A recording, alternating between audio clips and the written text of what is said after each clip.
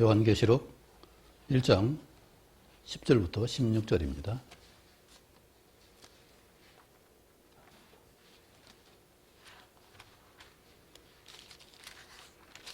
한 절씩 교독하겠습니다.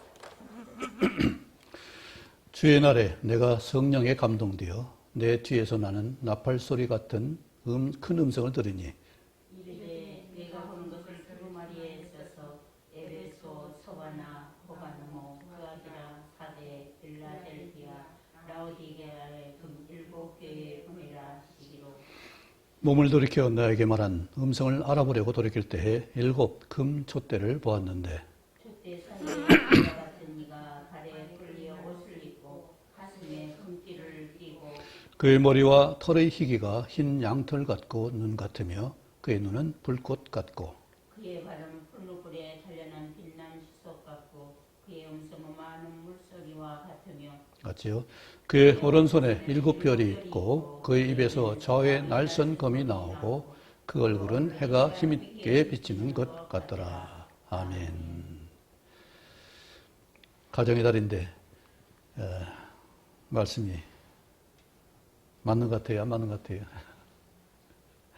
좀 다른 것 같지만은 하나님의 사랑이 은혜로서 2가지를 말하고 있는데 3가지로 또 하나 더 붙여서 말씀드리겠습니다. 먼저 찬양하죠.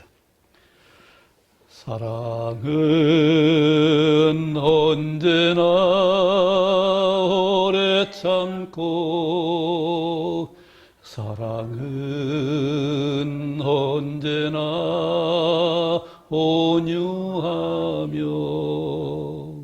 사랑은 시기하지 않으며 자랑도 교만도 아니하며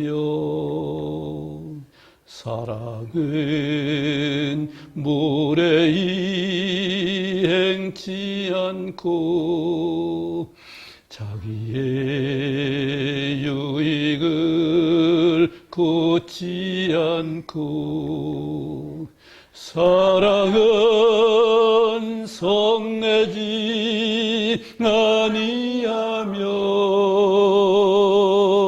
진리와 함께 기뻐하네. 사랑은 모든 것 감싸주고 바라고 믿고 참아내며 사랑은 영원토록 변함없네. 믿음과 사랑과 사랑은 이 세상 끝까지 영원하며 믿음과 소망과 사랑 중에 그 중에 제일은 사랑이라. 사랑은 모든 것 감싸주고 바라고 믿고 참아내며 사랑은 영원토록 변함없네. 믿음과 소망과 사랑은 이 세상 끝까지 영원하며 믿음과 소망과 사랑 중에 그 중에 제일은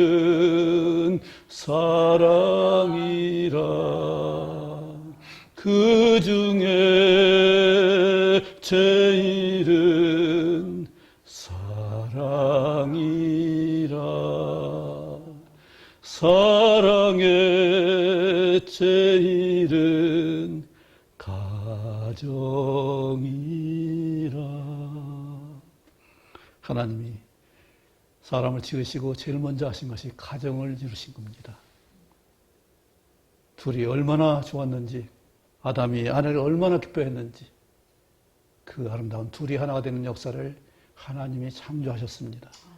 가정을 서로 사랑할 수 있도록 가장 가까운 관계를 맺으셨습니다. 그런데 오늘 가정이 너무 많이 깨져서 너무나 안타깝죠. 우리가 진정으로 하나 된 가정, 정말로 하나의 기뻐하시는 가정, 이것이 되길 원합니다. 가정이 되려면 정말로 우리가 무엇을 해야 될지 좀 더 깊이 생각할 수 있는 건데, 주님이 우리를 위해서 미리 창조한 가정이 많이 허물어지고 잘못된 것이 많아서 이제 주님이 다시 오시는 그 일을 우리가 오늘 계시를 통해서 말씀한 걸 다시 한번 생각해 봅니다. 가정은 사랑이 제일이고, 제일의 사랑은 가정부터 시작하는 것인데, 우리 가정부터 되지 않았기 때문에, 그것이 준비되지 않아서 정말 많은 어려움을 겪고 있습니다. 저도 어려서 가정교육을, 부모로서의 가정교육을 어떻게 해야 되는지를 배우지 않고 자랐습니다. 그냥 부모가 키워주는 대로 하았지, 내가 가정을 어떻게 꾸리고 어떻게 해야 되고 그것을 계획해 본 일이 없어요. 그런데 놀랍게도 하나님께서는 가정을 창설하시고 가정을 위해서 어떻게 살아야 될지를 분명히 말씀하셨습니다. 이렇게 하나님이 사랑이 가정을 온전하게 세우는 그 일인데, 우리는 그 일을 잘 못하고 있어서 참 안타깝고, 또 특별히 주님이 이제 다시 오시는데 우리가 어떤 준비를 해야 될지를 한번 다시 생각해 보고,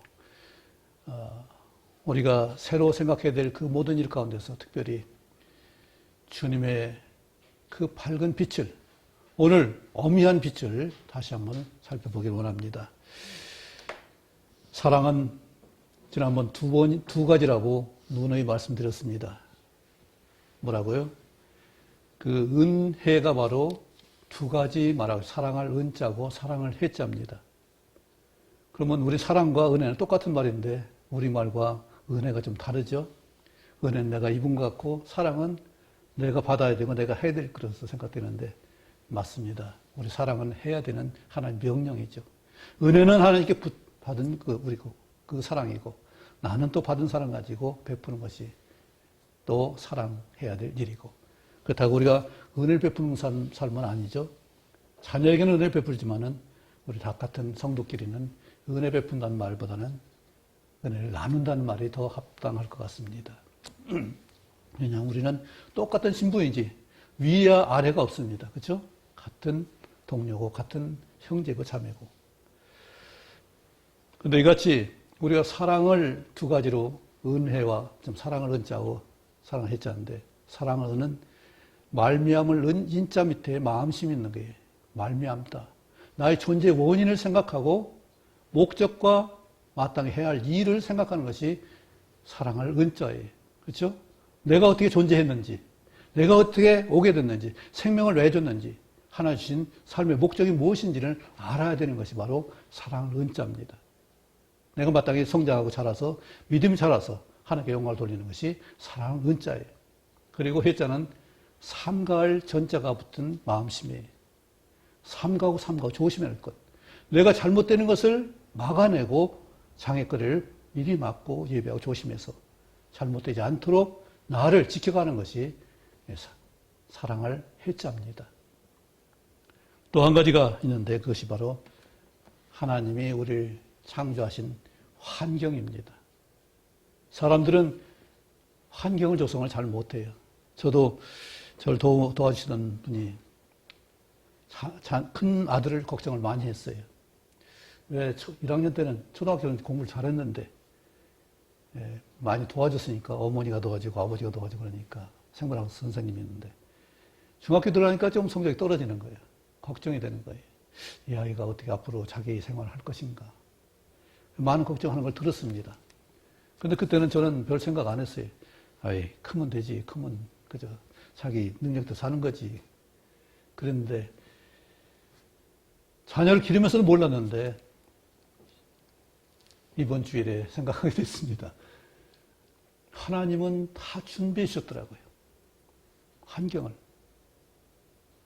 공기도, 물도, 태양도, 빛도, 또 산천초목도, 동물도, 식물도 다 준비해서 살 수 있도록 하셨고, 에덴 동산까지 말해서 동살 적시는 샘물까지 만들어 주셔서 정말 살기 좋은 낙원으로 만들어 주셨어요.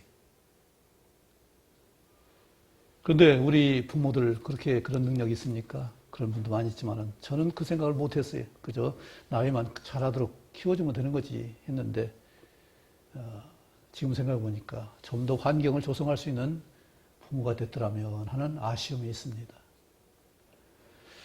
그런데 하나님은 특별히 이것을 잘 하셨는데, 그것이 한 가지가 뭐냐면은 환경에 거쳐야 단계가 있다는 사실입니다.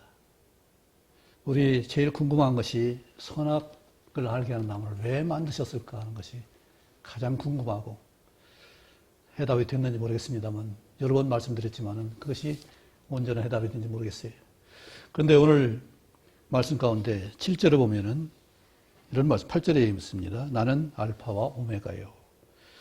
이제도 있고 전에도 있었고 장차 올 자요 전능한 자라 하시더라. 이 말씀을 하고 있고, 또 17절에도 예수님도 똑같은 말을 하시더라고요. 17절 같이 읽겠습니다. 시작. 내가 볼 때에 그의 발 앞에 엎드러져 죽은 자같이 되매 그가 오른손을 내게 얹고 이르시되 두려워하지 말라. 나는 처음이요 마지막이니. 그런데 여기서 좀 걸렸어요. 왜 영원히 계신 분이, 영원히 계신 분이 마지막을 말씀하실까? 우리는 처음부터 끝까지 영원토록 하늘나라 천국에서 은혜 가운데 살 수 있는데, 하나님과 예수님과 성령이 함께하는 그런 성인 가운데 사는데 왜 마지막을 말씀하셨을까? 생각된 것이 바로 선악을 알게 하는 나무를 지으신 목적과 그 끝을 말씀하신 거라는 생각을 했습니다. 창세기 3장에 그 선악과를 먹은 하와에게, 아담에게, 뱀에게 주님께서 선언하셨죠. 뱀에게 여자의 후손이 내 머리를 상하게 할 것이다. 너는 발꿈치를 물 것이지만 여자의 후손이 내 머리를 상하게 할 것이다. 바로 여기에 처음과 나중, 끝이 마지막이 다 말씀하고 있는 걸 볼 수 있습니다.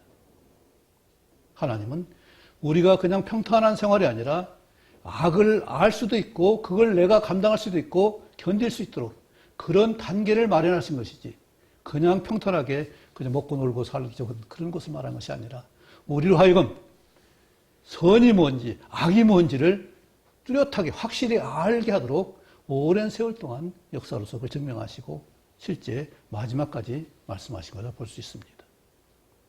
하나님이 하신 일은 절대로 후회하심이 없고 헛된 일이 하나도 없습니다. 세상 인류는 전쟁의 역사에 얼마나 선과 악이 다투고 지금도 여전히 선과 악이 다투는 이 세상입니다. 그런데 이걸 통해서 우리가 믿는 자들은 정말 선이 뭔지 악이 뭔지를 알고 악의 존재를 알고 또 그걸 대적할 수 있는 하나님의 승리의 은혜를 입었습니다. 우리는 승리자입니다. 죄사함을 얻었고 또 부활을 얻고 성령으로 말미암아서 모든 악한 자가 만지지도 못하는 그런 승리자로 살 수 있고, 예수 그리스도의 향기로 사는 놀라운 역사로 우리는 하나님의 자녀로, 예수 그리스도의 형제로, 제자로, 친구로 우리는 부름받았습니다. 우리는 이제 승리자로서의 삶을 살아야 되죠. 악의 문제가 안 되죠. 이제는 악을 짓밟고 그 머리를 상하게 할 수 있는 그런 능력의 삶을 살 수 있는 거죠. 오늘 주님의 말씀 보니까 나팔 소리가 납니다. 근데 그게 무엇인가 보니까 하나님 말씀이 이 7 교회에 내 말을 전하라 말씀하시기로, 네가 보는 것을 두 분에 써서 이것을 전하라 보내라 하시기로. 그분을 보려고 돌이켜봤더니 일곱 금 촛대가 있었습니다. 그런데 그 뒤에 나온 분 보니까 어떻게 촛대사에 인자 같은 이가 바로 예수님 말씀하죠. 발에 끌리는 옷은 뭐예요? 대제사장이 입는 옷입니다. 바로 우리를 하나님 앞으로 온전하게 인도하실 수 있고 또 대변하실 수 있고 변호하실 수 있는 분이 바로 대제사장이죠. 그렇게 긴 옷을 입고 가슴에 금띠를 띠고 변치 않는 하나님의 예수 그리스도의 삶을 말하고 약속을 말하죠. 변치 않는 그 신분을 온전하게 가슴에 표현하고 있습니다. 또 한 가지가 예수님과는 좀 거리가 먼 것 같은데 머리와 털의 희기가 흰 양털 같고 예수님은 젊은 분으로 봤지 이렇게 머리가 센 분으로 안 봤잖아요. 근데 이것을 보니까 모든 만물보다 먼저 나신 분이 예수님이세요. 그죠? 창조 때부터 계셨으니까 우리를 창조하셨으니까 그분은 이 흰 머리가 바로 권위를 나타내요. 가장 오래 먼저 계셨다는 것을 나타내고 있죠. 이처럼 거기는 하나도 흠도 없고 점 없고 죄가 없으신 순결하신 거룩하신 예수님을 말씀하죠. 또 하나 그의 눈은 불꽃 같고 지금까지는 인자롭고 은혜롭고 자비로우신 예수님만 봤는데 이제 그의 눈은 불꽃 같다고 했어요. 불꽃은 정말로 무서운 일이잖아요. 그죠? 이것은 아무것도 감출 수 없는 낱낱이 살피고 계시는 모든 걸 알고 계시는 그런 눈빛이에요. 그죠? 이런 눈빛 앞에 있으면 떨지 않은 사람은 누가 있겠어요? 그래서 예수님 오실 때 많은 사람들이 왕과 부자들과 상인들은 그 얼굴을 내한테 가려달라고 그런 호소를 하는 걸 볼 수가 있습니다. 견딜 수가 없는 거죠. 그 눈빛 앞에서 그 보시는 확실한 거에서 내 죄가 드러나고 나의 잘못이 드러나고 부정함이 다 드러날 때 어떻게 견디겠어요? 불꽃 같은 눈으로 살펴보시는 역사가 있습니다. 바로 다시 오시는 예수님은 지금까지 인자하고 사랑이 많았던 은혜의 시대에 우리를 품었던 그 하나님이 아니라 이제는 잘못을 끝내시는 완전히 마지막에 되게 하시는 그런 살핌과 진노와 진멸이 있게 되는 것을 말씀합니다. 평온하고 정말로 평강을 주시는 자유로운 주님을 바라보다가 다시 오시는 주님 봤을 때 이 주님 앞에 우리가 그래도 우리는 감사하죠. 표를 받고 이제 숨긴 바가 되어서 이런 진노 가운데 빠지지 않게 오히려 그 얼굴빛을 바라는 저희들 이 불꽃 같은 눈앞에 들어가 나갈 수 있는 우리 신부님과 얼마나 감사한 일이. 다윗이 그토록 훌륭했던 삶은 하나님 앞에 숨길 것이 없다는 사실을 알았기 때문에 그는 내가 무슨 숨은 죄가 있는지 다 드러나게 해주십시오. 나를 알게 해주십시오. 이런 기도를 했어요. 그러니까 하나님이 그의 마음에 합한 자라고 있죠. 이 불꽃 같은 눈앞에 나갈 수 있는 우리가 돼서 마음에 합한 자가 되기를 원합니다. 그래야 우리는 당당할 수 있는 거잖아요. 비록 부족하고 연약한 거 있어요. 그러나 거짓되고 속이는 것이 없는 그거 드러내는 삶은 하나님이 용납하시잖아요. 다 용서해 주잖아요. 죄를 용서해 줬고 잘못을 다시 용서해 줬고 부활의 새 생명까지 주셨는데 또 하나님 앞에 나갈 수 있도록 그 길을 온전히 열어주셨는데 은혜의 보좌 앞에 나가는 우리는 이런 심판의 불꽃이 아니라 나를 살피고 나를 돌아볼 수 있는 은혜의 눈빛인 것을 다시 한번 기억할 수 있습니다. 또 하나 그분은 또 빛난 주석 같은 팔을 가지고 있다고 말씀하셨어요. 어떤 생각이 나세요? 바로 여자의 후손에 발이 뱀의 머리를 상하게 하는 역사를 말하고 있죠. 악의 모든 역사를 이 주석 같은 빛난 놋과 같은 그 발로 밟아서 뭉갤 것을 말씀하고 있습니다. 악은 이 발 앞에 전혀 어쩔 수 없는 그런 멸망으로 갈 수밖에 없죠. 그의 음성은 많은 물소리 같다고 했습니다. 물소리 들어보셨어요? 어떤 물이 크던가요? 우리 번개 칠 때 천둥 소리가 그것도 하나의 물소리입니다. 구름이 음과 양극이 부딪혔을 때 소리 나는 음의 그 소리 엄청 크죠? 폭풍 속에 있는 그 파도 소리 들으셨어요? 얘기 저는 못 들었는데 꽝꽝 한다고 하더라고요. 부딪히는 소리가. 이것은 뭐예요? 물은 심판이잖아요. 그죠? 많은 물소리. 여기 견딜 수 있는 사람이 누가 있겠어요?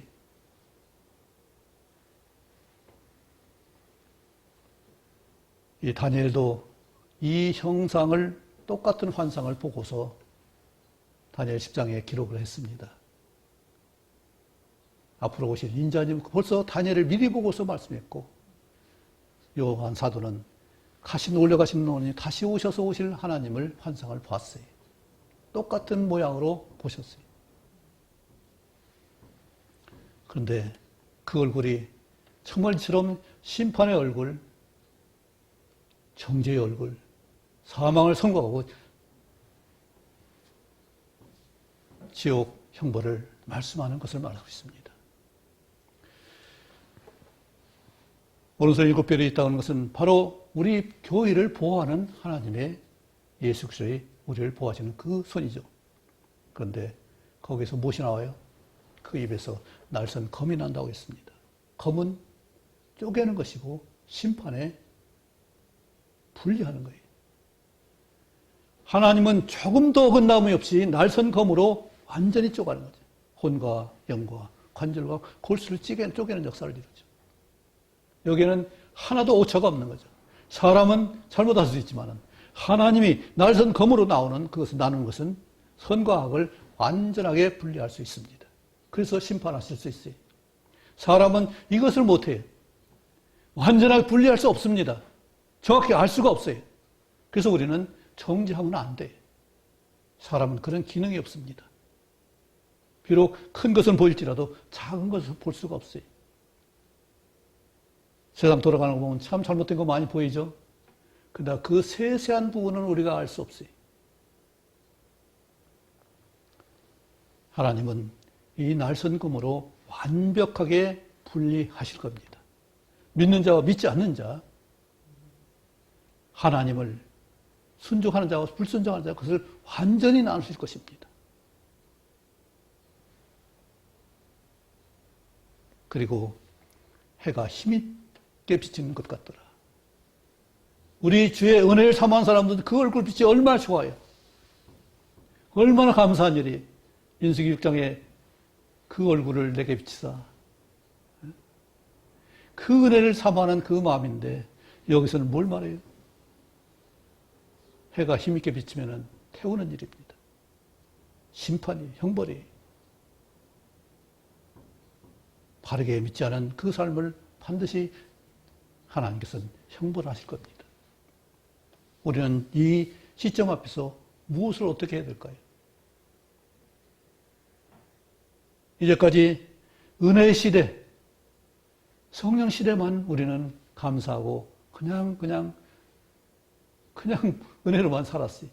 그러나 이제는 심판의 때를 준비해야 됩니다.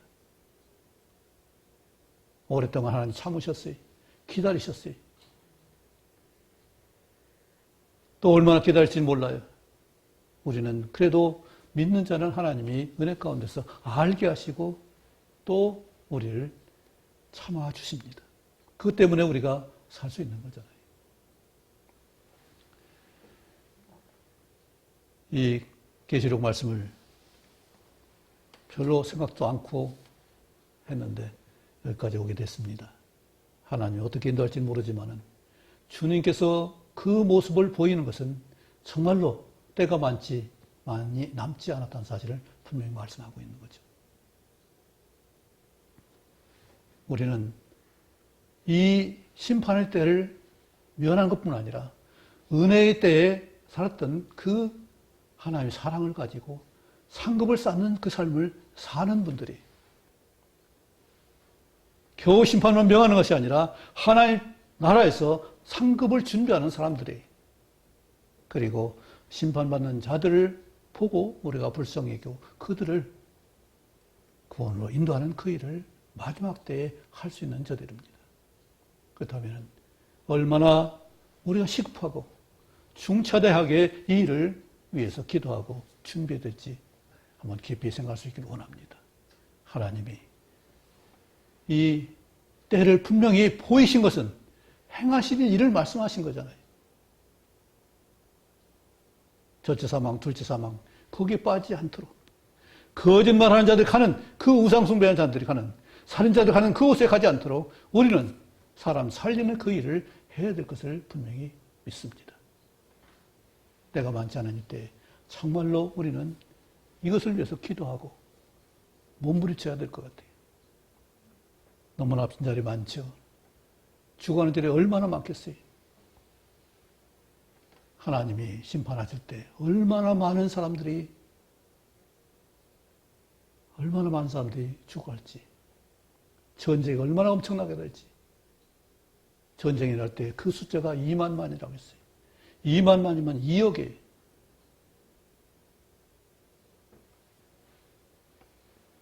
중국이 이렇게 커지는 것은 아마 이때를 위해서인지 모르겠어요. 하나님의 사람, 예루살렘을 침공하는 그 일이 아마 그에서 일어날지 모르겠어요. 세상에 그만한 그거 큰 군대는 없어요. 어쨌든 정말 우리가 이 땅에서 사는 동안에 하나님 주신 은혜 가운데서 생명 얻게 하는 그 일을 정말로 마음 다해서, 힘을 다해서, 뜻을 다하고 목숨까지 다해서 할 수 있기를 원합니다. 기회가 없습니다.